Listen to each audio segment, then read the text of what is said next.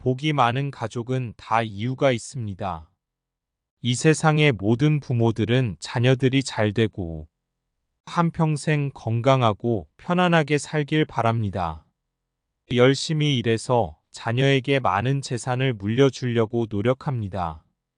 하지만 태어날 때 매개인의 복은 정해졌습니다. 태어난 대로 살면 이번 생에 정해진 대로만 누리고 갈 수 있습니다. 자녀의 복이 적으면 많은 재산을 물려줘도 소용없습니다. 자녀의 불행만 키울 뿐입니다. 지혜로운 부모님들은 알 수 있을 겁니다. 자녀는 스스로 덕행을 쌓고 스스로 복을 만들어야 된다는 것을. 그러면 정해진 복보다 더 누릴 수 있습니다. 안 믿는다고 하시는 분들도 있을 수 있습니다. 하지만 태어나서 사주 보고 장명하는 사람들이 절대 다수일 것입니다. 자녀의 복을 얼마나 받을 수 있는지는 부모가 정하는 겁니다. 주역에서 이런 말이 나옵니다. 덕을 쌓는 집안은 넘쳐나는 경사가 있다고 했습니다. 이 말에서 알 수 있듯이 행위는 운명을 바꿀 수 있습니다. 사람의 복 중에 3할은 하늘에서 주고 7할은 노력에 의해서 바뀐다고 했습니다.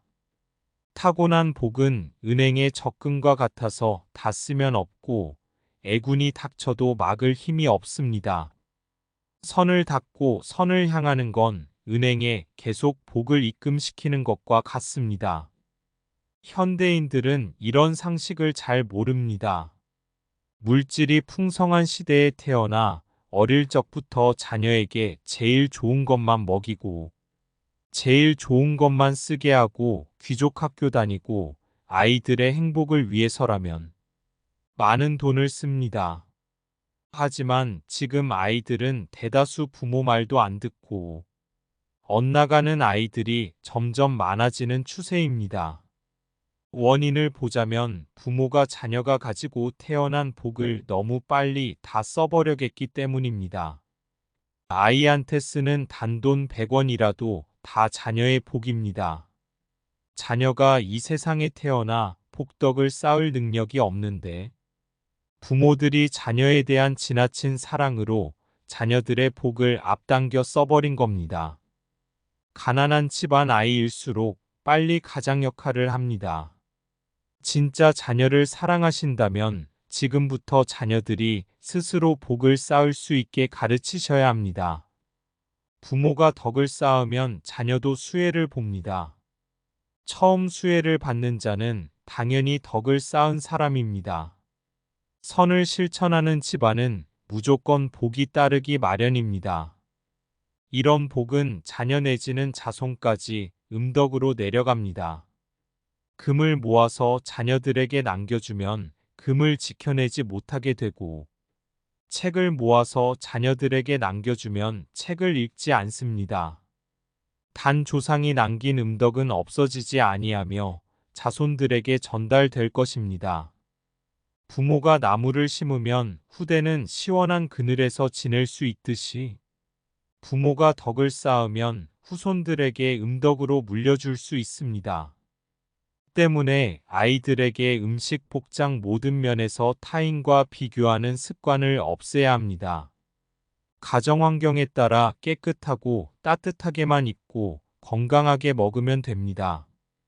중요한 건 자녀의 덕행을 양성하는 겁니다. 부모가 덕행이 바르면 자녀들도 부모님의 행동을 그대로 보고 배울 것입니다. 어릴 때부터 들인 좋은 습관은 평생 이득이 됩니다. 부모가 덕으로서 사람의 품성을 가르치고 길러선으로 나아가면 자녀들도 보고 배울 것이며 돈으로 사랑을 표현하는 것보다 더 의미가 있고 값어치가 있는 일이 될 것입니다. 부모는 뿌리고 자녀는 잎입니다. 부모한테 효도하고 공양을 안 하면 나뭇잎이 마르고 뿌리가 썩습니다. 부모님한테 효도하고 공양을 하면 나뭇가지가 많아지고 자손이 복을 누립니다. 모든 종교가 똑같이 말합니다. 부모님을 공경하고 부모님과 형제를 사랑하고 자기 몸처럼 아껴라고 합니다. 사람은 조상과 부모부터 공경하고 정성을 들여야 되고 신경을 윗세대에 쓰면 자녀들에게 복이 오고 신경을 아래세대에 쓰면 자녀들에게 복이 오지 않습니다.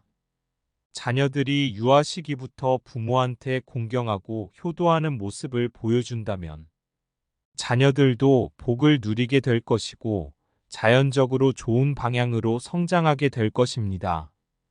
반대로 우리가 아래세대에 눈을 돌려 윗세대를 소홀히 대하고 신경 안 쓰면 자녀도 커서 부모님을 공경하지 않고 자식들만 아끼고 신경 쓸 것입니다.